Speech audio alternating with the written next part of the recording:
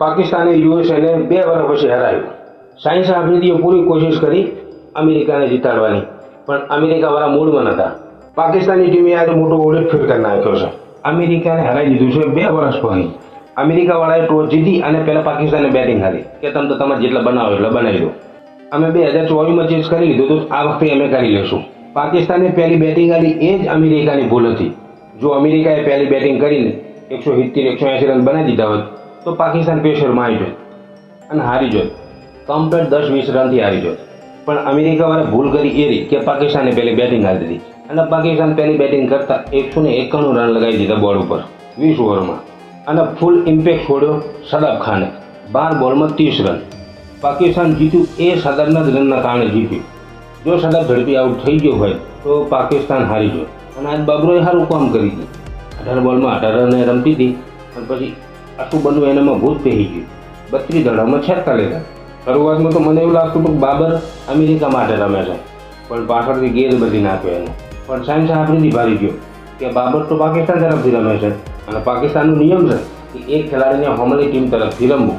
એટલે સાયન્સ આફ્રિદી કે આજે મારી હોમી મેચ છે, હોમી મેચ છે એટલે હું અમેરિકા તરફથી રમીશ. વાત કરીએ અમેરિકાની. અમેરિકાનો જાગીર અને શુભમ આ 2 સિવાય કોઈએ બેટિંગ સારી કરી જ નથી. મોનક પટેલ 10 બોલમાં 3 રન બનાવીને આઉટ થયો અને ઉપરથી બોસ 13 દડામાં 13 રન. આવી રીતના 191 રન ચેસ થાય. જો ઉપરથી અમેરિકાને હારી શરૂઆત મળી હોય ને તો નીચેથી શુભમ મેચ જવા જ ના દો.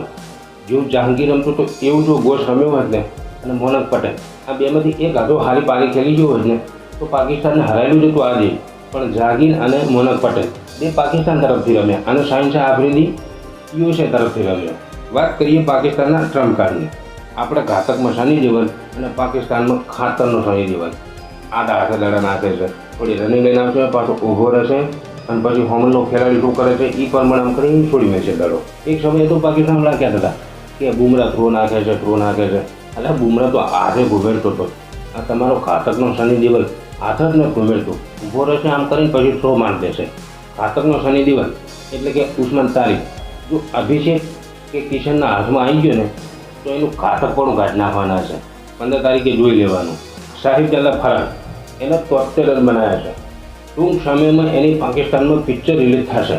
એની સ્ટોરી એવી હશે કે ડ્રેસિંગ રૂમમાં બધા બેઠા હતા અને વાત કરતા હતા 2024માં યુએસએ આપણને હરાવી દીધું, આ વખતે શું થશે. એટલે હું ખૂણે બેઠો વિચારતો હતો કે એવું તો ના બને કે ઘડીએ યુએસએ આપણને હરાવી જાય અને એને 73 રન મારી અને બતાવી દીધું કે હા યુએસએને ઘડીએ જીતવા દેવાનું આવતું નથી. આખી પિક્ચર બનશે એના માટે. પાકિસ્તાન છે પોર્કિસ્તાન છે.